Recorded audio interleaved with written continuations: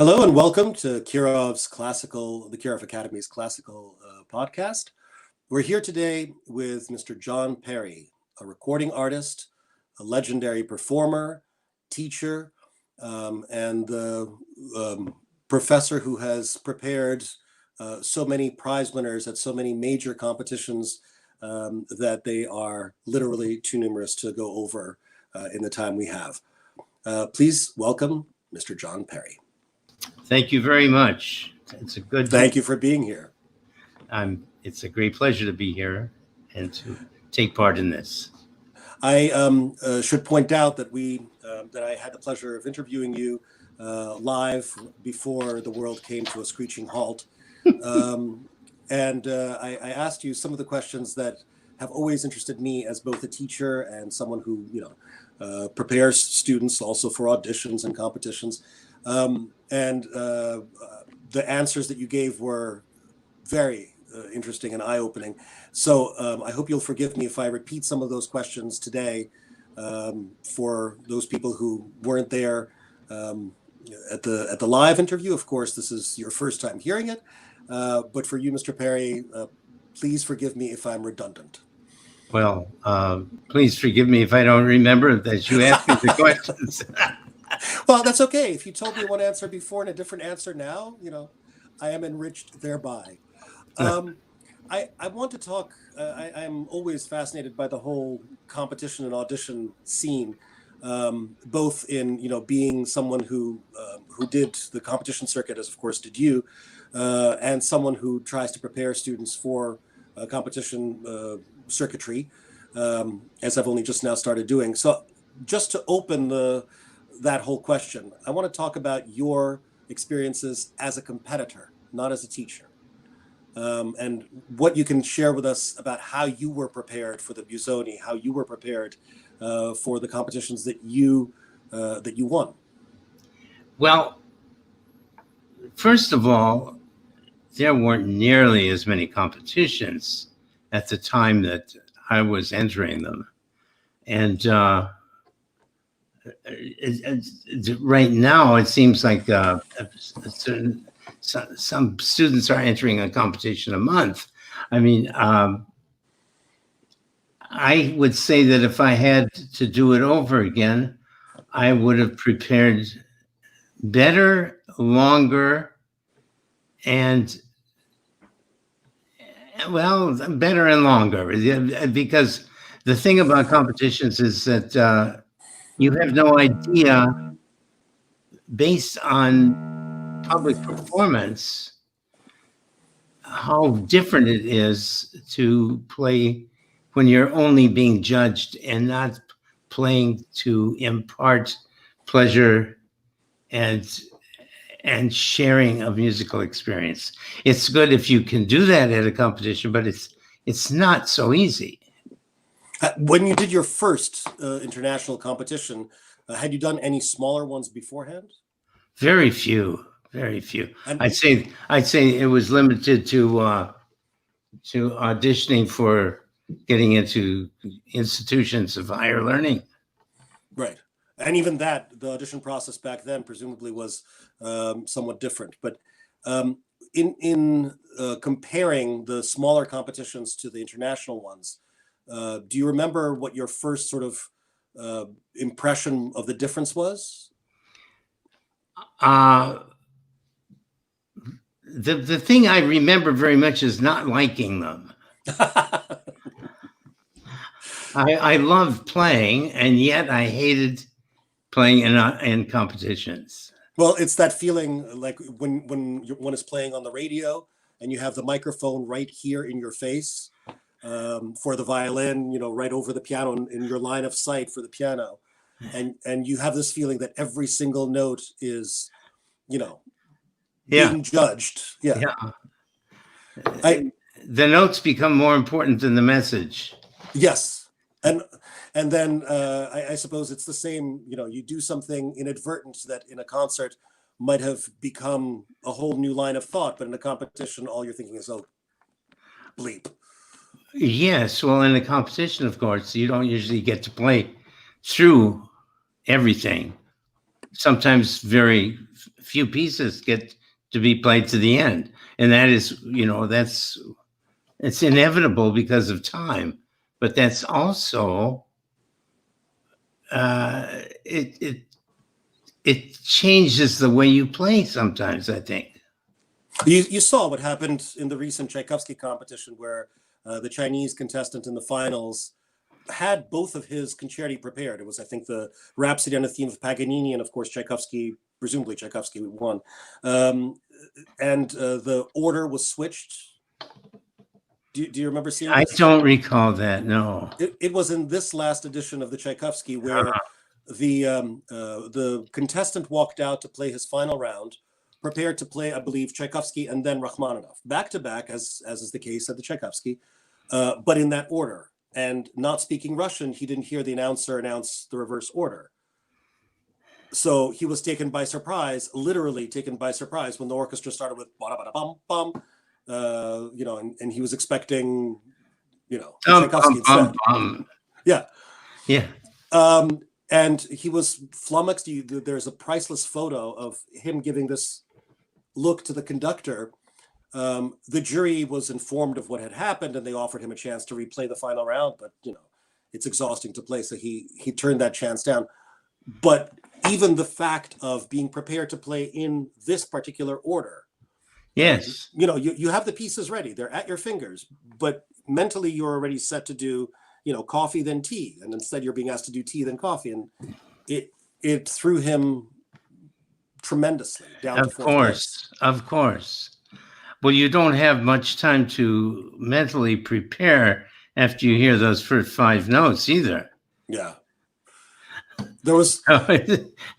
it's different to be surprised by hearing that than by being told even 1 minute earlier. Yes, exactly. Like if somebody had said, as you're walking on stage, oh, by the way. Yeah. Yeah. But when you were going to the contests, would you say that your teachers prepared you for them, that they sort of tried to inoculate you against the shocks you were bound to encounter? I would not say so. No, I would say that competitions were not so prevalent. They were so not prevalent that there were anomalies. Yeah, exactly. Anomalies is a good way to put it. And I have the war stories from my mother, Nina Belina, about her competition days, but as a Soviet contestant, which was a very different kettle of fish. Well, they were really prepared. Oh yeah. Where we're talking about, she told me about how they would be essentially sent to an Olympic style village to live and practice there for a month, separated from the world, with nothing to do except practice. They even had a masseuse, I believe, on call because of the physical exhaustion. How they were sent on a performance circuit of the Soviet Union. So by the time that a Soviet contestant sets foot on stage at the Marguerite Long Jacques Thibault competition, they will have played their repertoire repeatedly in concert and be, steeled for anything. That's right. That's exactly right. But and that is the secret, being very, very well prepared with repertoire that is seasoned and having performed numerous times before stepping on that stage. That is the secret. Would you say that there is a kind of minimum time frame that you wish you had then? You said you wish that you had practiced more and longer, but a time frame that you tell your students. A student wants to go to Queen Elizabeth. How far before ought the preparation to begin? Well, I think they should know all the repertoire, except, of course, the surprise. The surprise, yes. I think they should know it a year in advance. I don't know if it's the same for piano as for violin.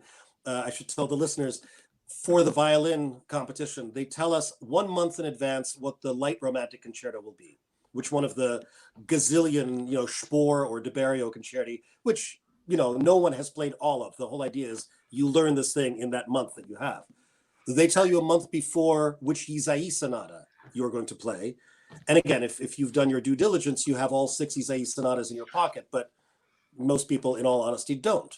And a month before they sent you the obligatory piece for the second round, if you have made the preliminary round, and if you have made the first round, and if you have made the second round, in the final round, you are handed a contemporary piece and locked away in the chapelle. Yeah. And there you get to learn this modern piece that you've just been handed the hot off the press manuscript of. You get to learn it in a week and perform it in a week along with your prepared concerto, a sonata, and the modern work in front of a televised and live audience. It's the same for piano, right? Right. Yeah. If ever there were a trial by fire, I think that the pieces, the last one is the same, but I don't think the pianists have to learn as many things at the last moment. So not like 3 different pieces for 2 different rounds. Yeah. If you are, I mean, of course, there are the people who start preparing essentially for something like the Queen Elizabeth when they are still, adolescents. Yeah, of course. You're developing technique, you are, learning repertoire. But if you are starting your, preparation for a specific competition, assuming that you've already got all of the repertoire, would you say 3 months, 6 months? How long should the run-up be? Of knowing it or having performed it several times? You've performed all of the repertoire that from which you will then select for this particular competition. I would say 6. 6 months. Yes. Yeah.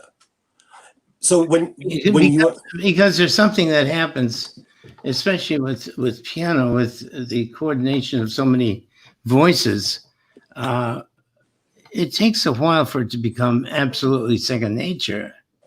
And as long as your conscious mind is having to juggle, do some of the work, you're not ready. Right. For my fellow violinists, I will say that I begin to understand what you are saying, but only just begin. Anytime that I try to work on one of the Bach fugues for violin, and suddenly I'm just juggling 4 voices, and still I feel mentally this big. And I feel crippled bar to bar, thinking, okay, wait, remember this, remember. If your conscious mind, as you say, is saying, remember this or that, how much flow or freedom will there actually be? That's right. There won't be. So when you are starting to prepare a student of yours for a major contest, and you say, okay, first of all, how would you select which contest you would think would be the right for that student? Depending on their strengths and what repertoire they have, and how much additional they have to learn. Right. You take that all into consideration. It's as a teacher, you're always trying to build up people's strengths. At the same time, you're trying to shore up their weaknesses. So you want to avoid the things they're weak at. You're not going to send a list specialist to a Bach competition. No, nor are you going to send a Alcan specialist to a Scarlatti competition. Although I would really pay money to see the result. But okay, so now you've said, okay, so this competition takes place 6 to 8 months from now, has a repertoire that falls within, your, strengths, Mm-hmm. Susie. So now what is the 8-month run-up like for a student of yours? It would be trying to arrange for performances. Obviously, there's more repertoire in the competition, in the big ones, than you can possibly do in a recital. So that means you have to divide things up. You have to divide things up in the way you practice too, and that. Oh, can you talk a little more about that? About how you rotate the budgeting of your practice? Well, I like to do it by dividing the repertoire that you need into 3 parts so that you go into a 3-day sequence. Cycle. Let's say the day 1 is performing it. Day 2 is resting it. Day 3 is practicing it. But you divide the whole repertoire so that the first day for 1/3 of the repertoire becomes the second day for 1/3 of the repertoire. The repertoire that you've performed on day 1 is resting on day 2. Uh-huh. But you're performing new repertoire on day 2 that will be resting on day 3, and so on. Right. And you practice hard the day before the performance in the 3-day cycle. I see. So the repertoire that you're performing on day 1 was practiced on day 0, as it were, in preparation for the performance next day. Yeah, or day 3 in this case. So that and you don't try to necessarily do it by whole works.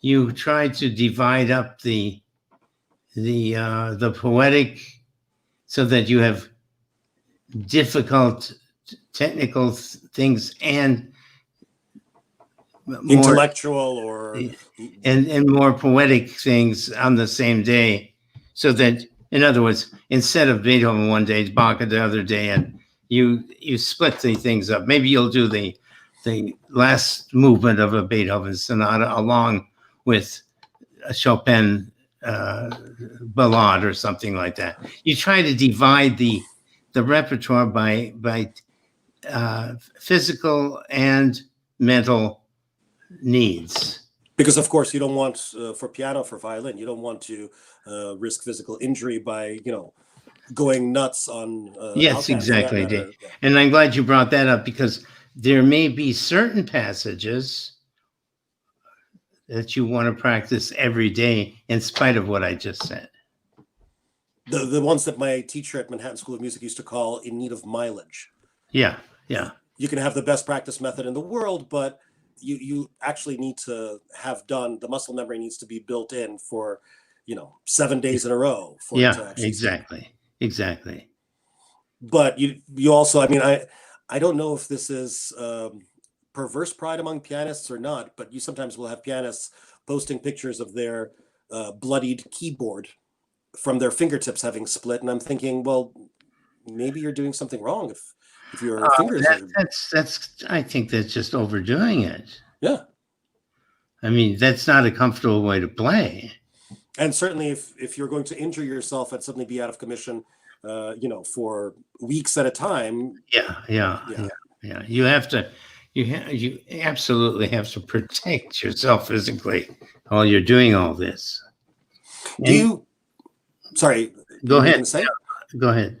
I was going to say, do you hold with the idea of if a performance can't be arranged, but you want to know at what stage a piece is, what level of sort of digestion, polish that the piece is experiencing?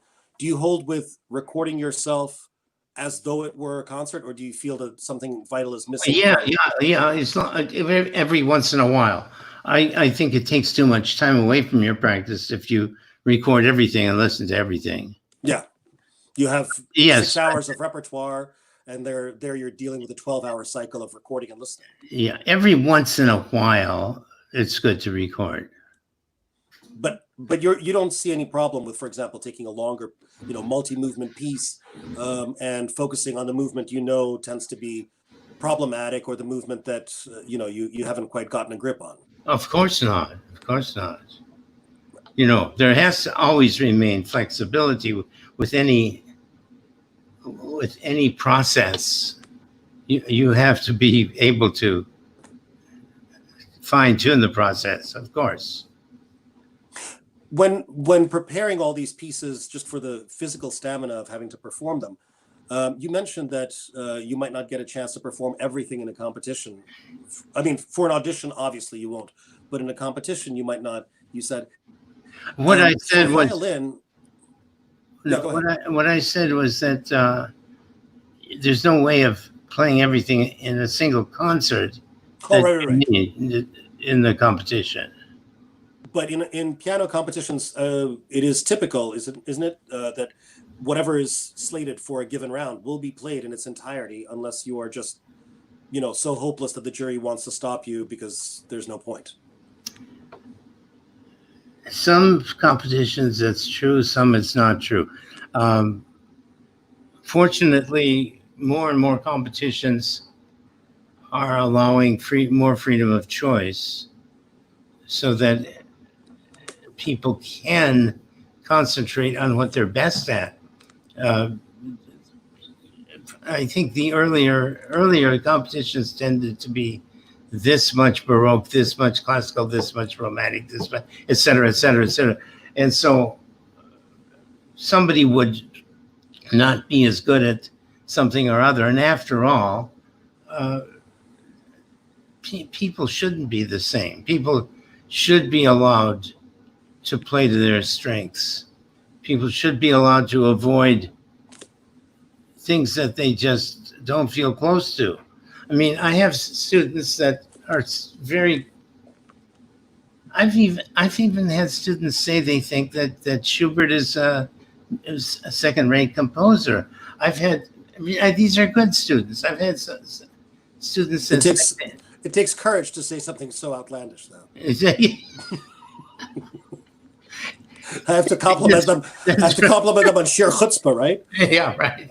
So, but the point is that once you cannot possibly fit all in an artistic pursuit. Oh no, and there are definitely, in my field, there's definitely the things that I will listen to Heifetz for, and don't want to listen to Oistrakh for, and vice versa. Definitely. I might be interested to see what I don't like about a particular performer's version of something, but when I am seeking out, what I like, I definitely have sort of categorizations. This performer is one of my favorites for this composer. If I listen to the Bach suites, violin suites with sharing, then when I listen to Heifetz, I get really angry. Yes, I'm glad you said that. Because you're listening to the Heifetz suites, right? Yeah, right.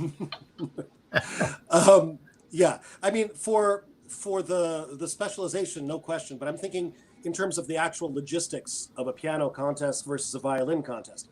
For us, a first round is typically 30 minutes. A second round is typically like 45, 50 minutes. A last round is really either one concerto, sometimes one concerto plus a movement of another, sometimes, exceptionally, two concerti back to back. For piano, is it the same that if they tell you that you have a 30-minute program in the first round, you're going to play all 30 minutes of that program in the competition, right? Yes. As a matter of fact, if they ask for 30 minutes, they get very upset if you go over it. They don't get upset if you go a little under it. But if you go over it, and a lot of students entering competitions have this misguided idea that if they present more, it will be to their advantage, but it never is. It's never. No, say never. Never. I think probably also because juries are so specialists of such a high caliber. I'm sure that in every instrument, for every instrument, in every competition, the members of the jury have fundamentally made up their minds within the first, 4 bars, if that much. Well, I hope not that fast. I think it's a little different with piano than it is with a string. With a string instrument, you can tell almost immediately if they can play or not. Yeah. Now that's not true with piano because there's so much. First of all, you're not as close to the production of sound, so. What you see with a string instrument, if you see a problem, that problem's going to be there in everything they play. Absolutely. But that's not quite true with piano. With piano, interpretation takes... It might take you a few moments to sort of find your... Yes. And of course, for you, you're dealing with a different instrument in each, concert hall, in each contest. Right.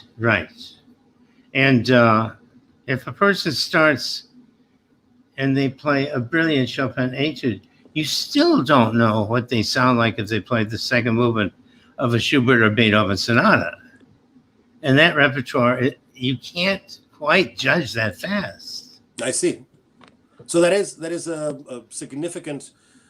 Almost every violin jury member I've ever talked to has agreed with the statement that I have made up my mind to 85, 90% within the beginning, and then the rest is all confirming what I already thought, with the ending sort of becoming the thing that I remember as I'm discussing one contestant or another with a fellow jury member. Almost every violin jury member that I've talked to so far, maybe others will be different, but so far have agreed with that. But what I'm hearing from you is that it's a different ball of wax for pianists. I think it is, yes. Would you say there are other instruments like that you really do need the full rounds program in order to determine what you think? Well, I don't want to give the wrong impression here.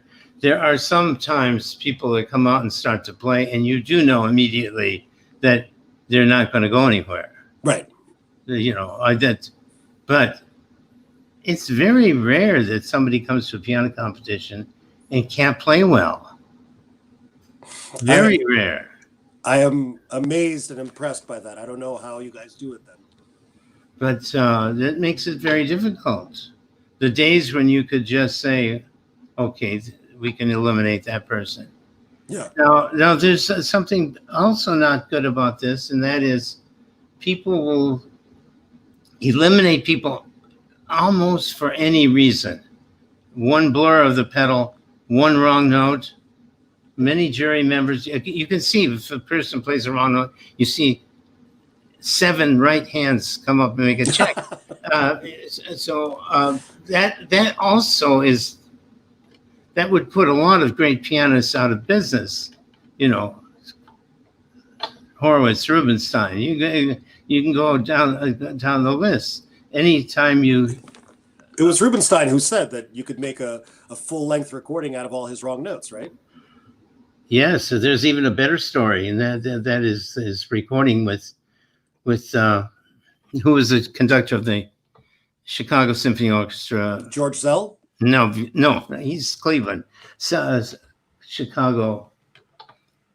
Wait, Chicago. When? Back then? Yeah. Gosh, Rubens. I thought it was Zell. No, Zell was always Cleveland.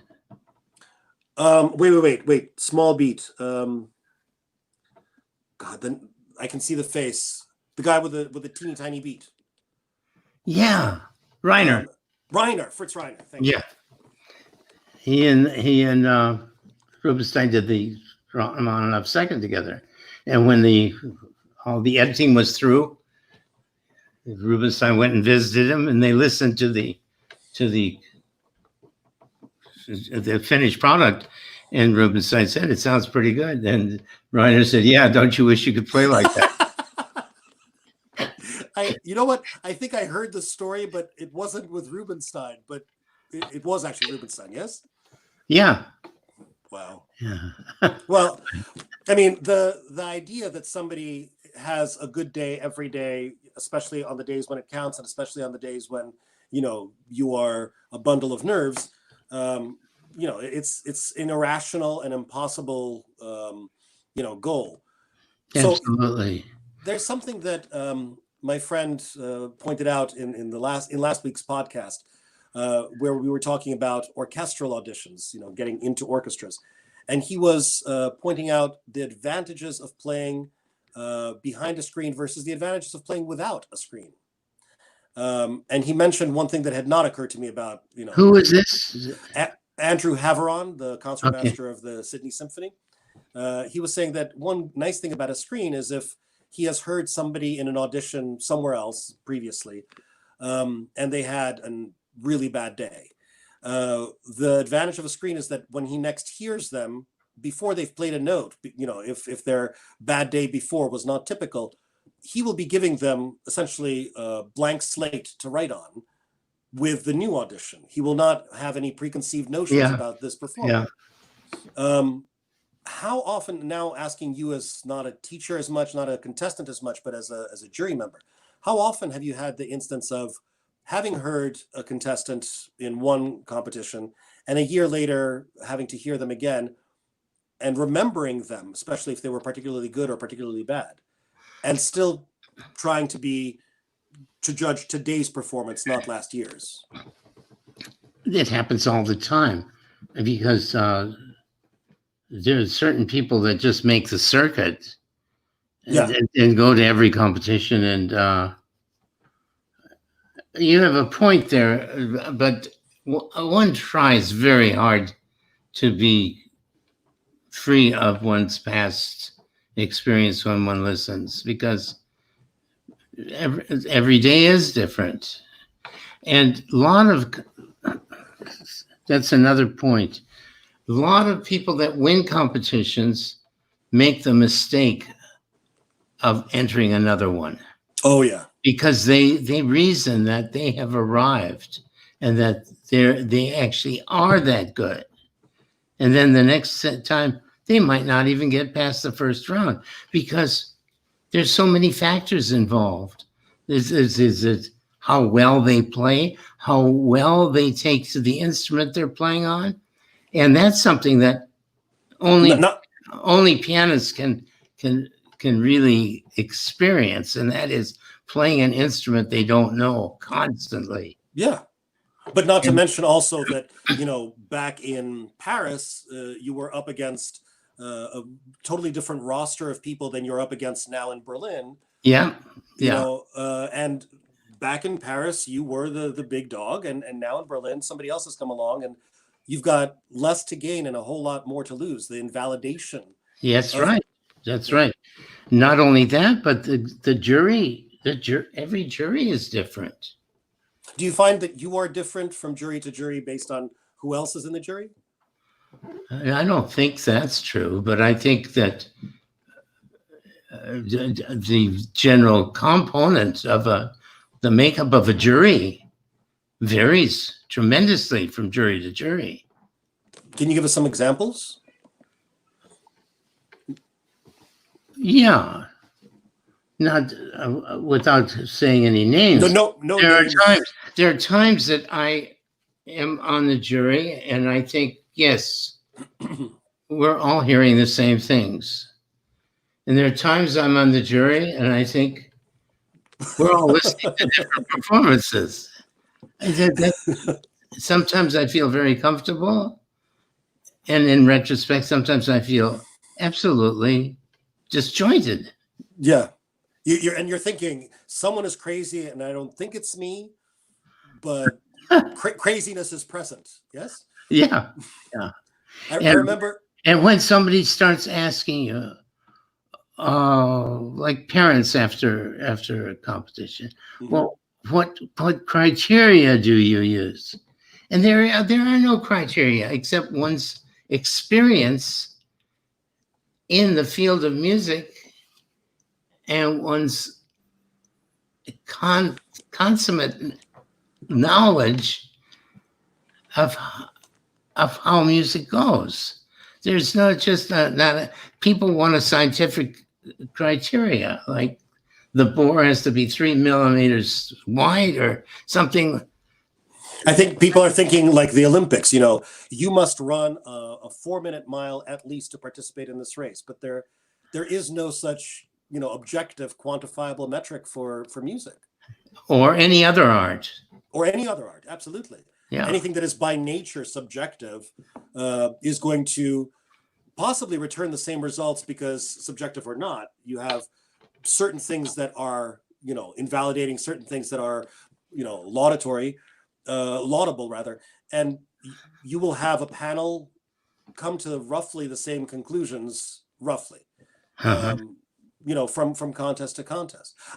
Because of what you said earlier, that sometimes you're thinking, the other people on this panel must have been listening to different performances. I remember 2 experiences, both of them with Mozart. One of them with me in my contestant days, one of them with me in my juror days. Uh-huh. So as a contestant at one competition, when I was eliminated before the final round, I went, as was my habit, I went to talk to the jury members. One of them zeroed in on my Mozart, and he said, your Mozart was just much too free. You need to practice this with a metronome. And much too free, much too free. Yes, you took too many liberties. Much too free. And then I went to talk to another jury member, and remember, this is the same performance of the same piece, the same panels. I understand. And as you might expect, the other jury member said, no, your Mozart was much too metronomic. You should take some liberties. Mozart, wrote operas. You should listen to Don Giovanni. I'm like,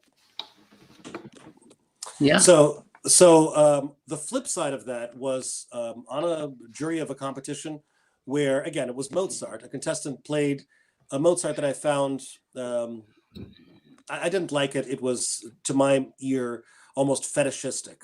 So prissy and so twee that it was a caricature.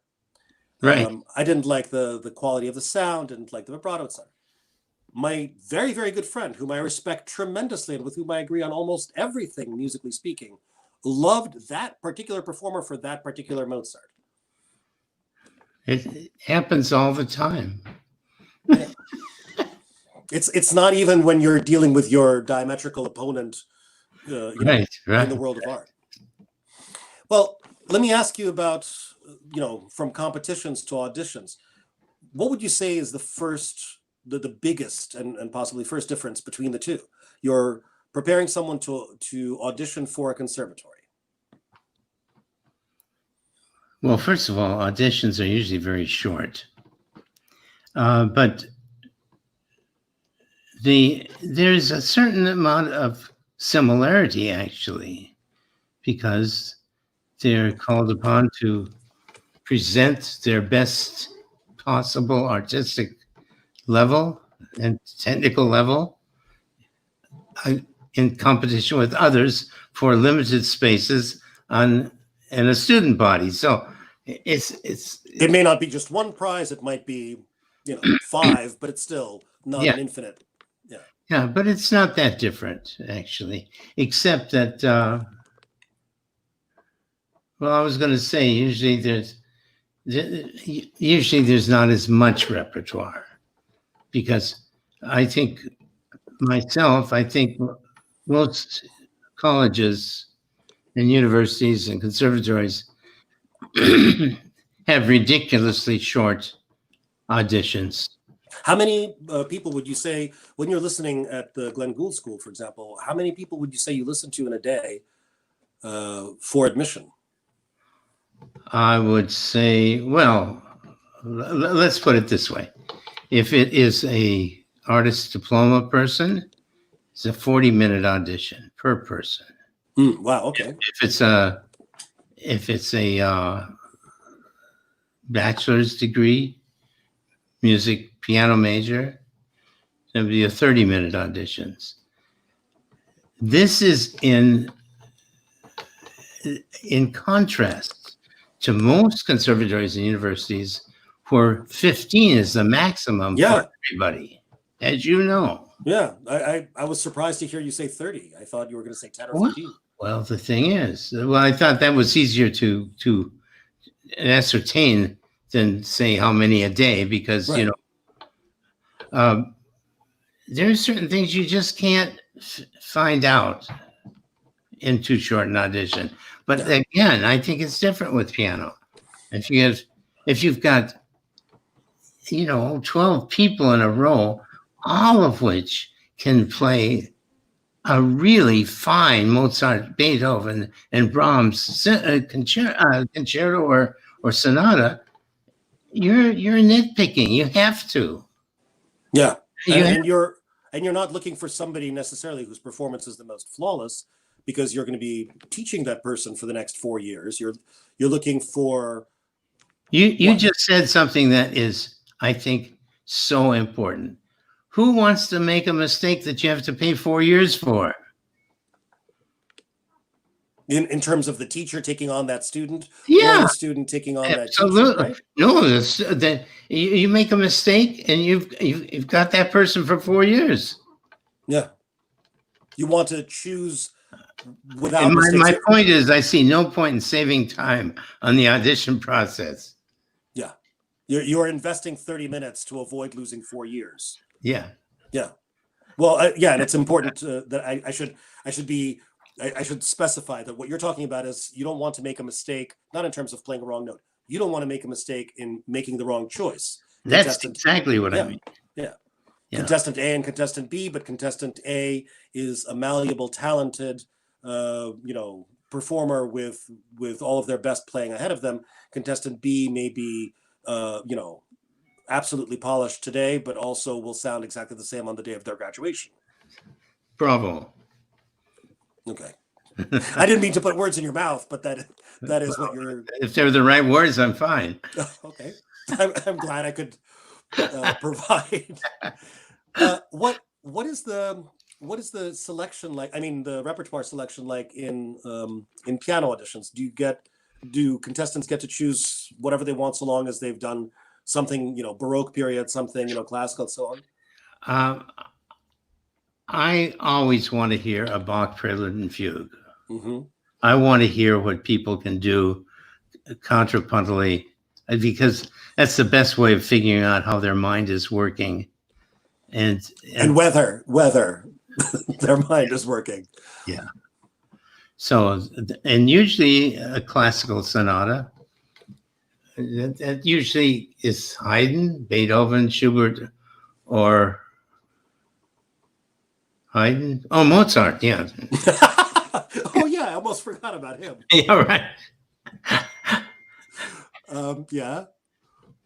And so, then usually some large romantic work. So you said for the Bach, you're looking to see how their polyphonic mind, how their musical intelligence works. Yes. And what are you listening for in the classical selection? Well, everything. Absolutely everything. Everything except the F sharps, right? Everything except F sharps. You're just totally ignoring. Well, if they're playing Opus 78, you should listen to that too.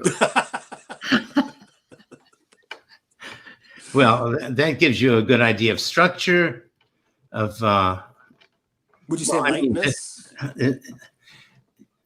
Would you say lightness? Would you say the ability to play delicately as opposed to the power that you want for the big romantic composers? Well, I would say that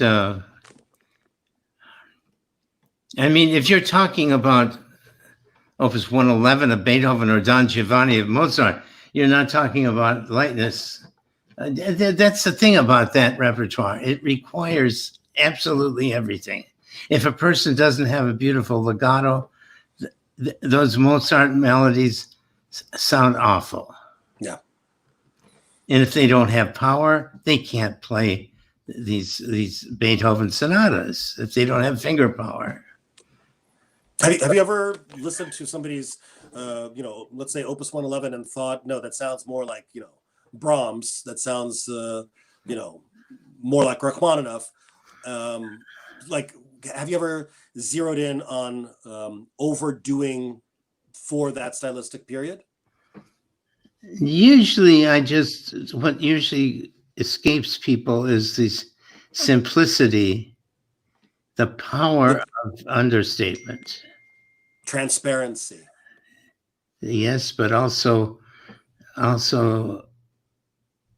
treating Beethoven is the best composer to distinguish those that treat every phrase the same from those that see a unique definition of each moment of the music.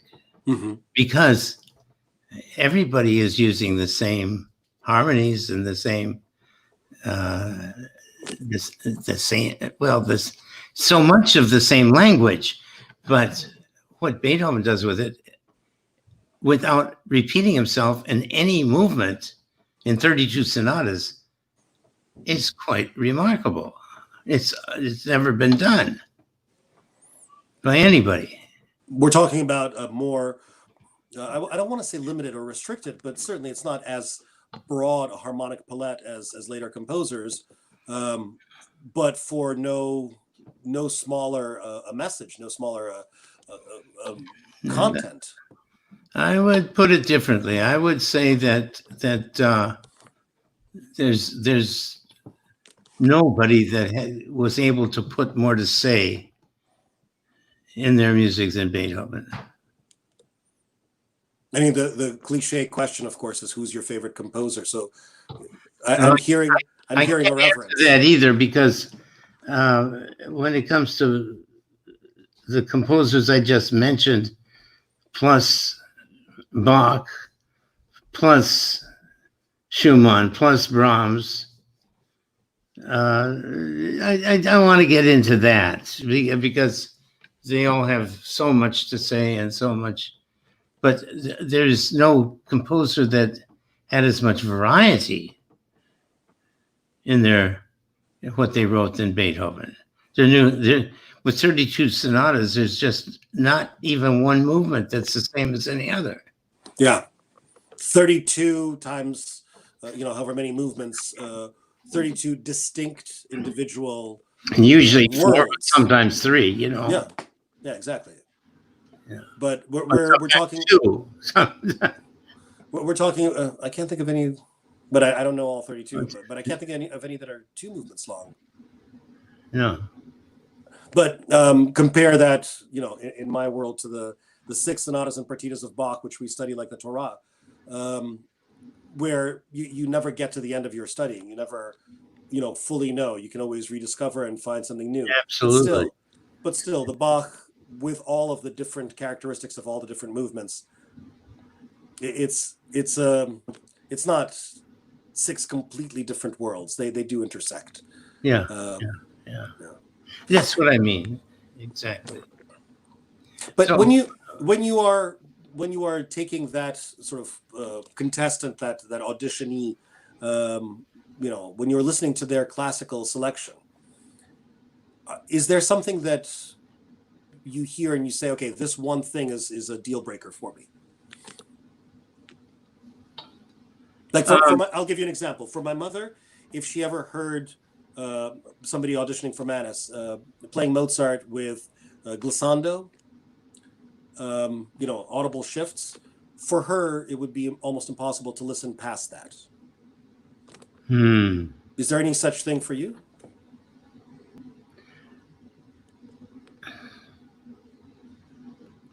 Well,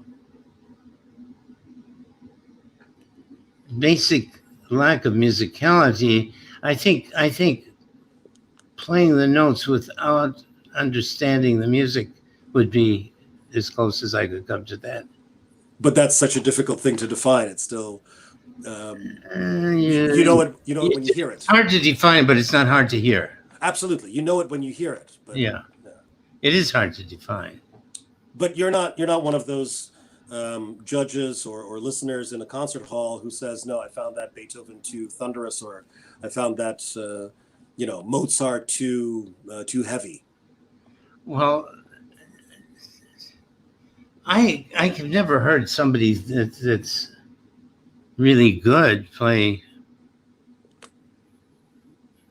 something that's that out of style. But I have heard many people play Mozart without understanding the lyrical gift of his writing. I've heard many people not understand that he wrote on a different kind of piano, and you can't play the octaves like you think you can in the left hand, for instance. There's too many little micro variables. Yeah, there are too many little things to think about, so that the whole becomes more than the sum of the parts. You hear when it doesn't work. Yeah. You hear when it's not being understood. And in lessons, when you're working with the student that either is not yet conservatory age but heading for a conservatory, you're preparing somebody for that. How can you get them to hear themselves as others hear them, to steal from Robert Burns, when that skill is missing at the root, at the beginning? I have have always had some students that were 10, 12, 14 age group.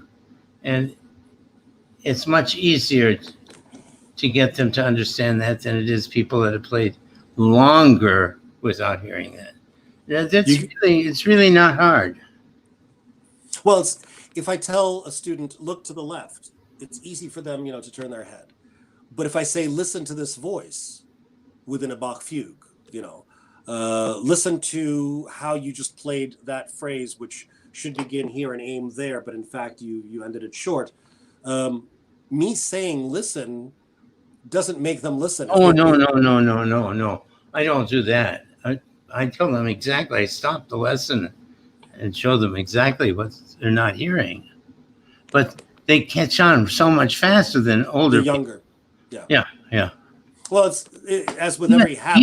Even in the last few months, having to work like we're working now on online, it's not as easy as in person, but I've had a great deal of success in doing just what we're talking about.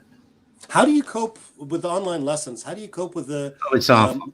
It's awful. It's the worst part of it is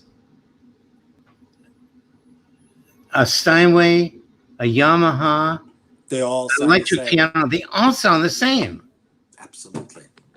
And dynamic differences are almost as a feature of the system. Dynamic differences are filtered out. Well, you know what? It's just like those tape recorders in the old days when they had levelers on them. Yes. The first person plays loud and the sound disappears, and they get real soft and it gets huge. You almost see the sound wave sort of bounce up against some invisible ceiling and stay there flattened. Yeah, I thought that it must be much worse for pianists than for violinists. I can work on, some physical things with setup for younger students. Yeah, and it's not just volume. If they're playing a slow Bach fugue, for instance, everything is clear. But if they're suddenly playing very softly, a technical thing that there's lots of notes, it disappears because the system just can't keep up with that demand. And that's just talking about the system, whether it's FaceTime or Zoom or whatever. But then you also have to deal with the specific microphones that each student is using. Student 1 is trying to have a lesson off of an iPhone. Student 2 has a semi-professional setup with a microphone and the piano. Yeah, and a lot of them, I just taught for 2 weeks for the Orford Music Festival, where I've been teaching for 20 years. And for 2 weeks, I did Zoom lessons every day, every afternoon. And there's this boy who's very talented, but he had a very bad microphone, of only an iPad and an upright and a very weak signal. And so the only way I could deal with it is I had him send me recordings. And most of them can send me a recording of what they do on an YouTube envelope. And I can listen very well. And then it makes it easier to... Actually, I'm thinking more and more with some students to do that, because then you can listen with them, freeze frame the thing and say, okay, the thing that I was just saying, listen to that. Can you hear yourself as I hear you? Yeah. The whole skill of listening, I came to the conclusion some years ago, is the same basic skill across all levels for violin. At the beginning, you're learning to listen for, am I playing the right note? Then you learn to listen for, am I playing the right note in tune? Then you're learning to listen for, am I playing the right note in tune with a nice sound? Then you're learning to listen for, did that phrase make sense? But fundamentally, you're still listening to what you're producing as you are producing it. Yeah. As Mr. Fleischer says, you have to have the forward listener that's anticipating what you're about to do, the current that is present in the moment, and the rear view mirror that tells you what you've just done. You know how I explain that to people? I said the ear has to do what the eyes do. And I hold up a book and I say, but not upside down. I hold up the book. That's my phone. Don't worry about it. Somebody Oh. picked up. Somebody will And pick up. I say, you see in your foreground, you see what I'm holding up, and you see the future. You see what's going on. Yeah. The ear has to do the same thing. You have to hear as well what happened and where it's going as you do what your eyes are seeing, that you're focusing on. It's the same thing. Yeah. It's just that people, I don't think, are as aware of it. They don't, they don't turn their attention to the separate listenings that they will do always. Yeah. When they expect the next word in a poem to rhyme with the word that they just said, versus when they pronounce the word and they hear themselves pronouncing the thing that's on the page, versus they hear that they've just reversed the order of words and they correct themselves mid-flow of the sentence. Right. People do this every day in speech, but somehow getting people to do this on a musical instrument feels sometimes like a much higher order of magnitude of But it skill. is so important. And if they do learn to hear that way, and I'm glad you brought this up, then they are incapable of doing really stupid rubato that don't work. Yes, you hear yourself having done this thing or having been about to have done this thing. Yeah, exactly. Yeah. Although I remember one of my first ever performances of the Tchaikovsky Violin Concerto, I had an idea on the first page to stress the leading tone, the G sharps. And it seemed like a really good idea in my head. And when I played it, it seemed like a really good idea. And then I listened to the recording and it seemed like I was on drugs. I don't know what I was thinking. It was just so very, very wrong. So the front listening was there. I executed exactly what I intended. The back listening was totally absent, and I failed to hear that what I intended was not a good thing to intend. Well, I caution people all the time against having such a strong idea that they think it's going to work without really putting it in context. But this happens quite often. And the context in this case will sometimes be you walk off stage thinking, all right, that's the last time I ever take that tempo for that particular movement. Yeah. Exactly. I know that we like to have a question answer session, and I know that sometimes these questions come in text. I'm not sure whether there have been any. Yes, there's one long question that could you read it for Mr. Perry, sir? Mr. Sure. Arnold? Okay, thank you. Where's the question, though? There it is. Hello. Thank you so much for the wonderful privilege of hearing your insight and expertise. May I ask what your advice is specifically for concerti? How do jury members listen to concerti as opposed to solo works? What qualities are particularly valued? Well, when you listen to concerti in competitions, you have a big problem because there is a lot of difference in the way the conductor will accompany different pianists. So pianists are not, well, violinists too, whoever, they're not as free to play the way they want unless the conductor and orchestra are good enough to be able to play with them. So it's always difficult. Should you demote the pianist in the competition because he's not with the orchestra always when it's totally the orchestra's fault for not being able to sense what the pianist wants to do? Or should you reward the person that just plays metronomically, takes no chances, and therefore it will be together? It's just like it's same with chamber music. Some people think great chamber music is everybody being together at all costs, but that's not true. So again, we have a big problem balancing these situations that are no fault of the pianist, but yet you have to take into consideration that it's not together, it's very difficult. It's much easier to judge solo works, no question. But you try to sort of give the Benefit of the doubt, yes. You try to give it its due weight, but bearing in mind that sometimes the problem is not the contestant. Right. Yeah. Exactly. I should add that, this I think is the same from violin to piano competitions. In a final round, in your average final round, you have at least 3, sometimes 6, sometimes more finalists. The orchestra has been rehearsing anywhere from 3 to 6 to sometimes more concerti. When it's announced that you have made the final round, I have, in my experience, been given a 20-minute rehearsal with orchestra for a 30-minute piece. One such rehearsal before a final round, because you assume the orchestra's played the Brahms concerto before.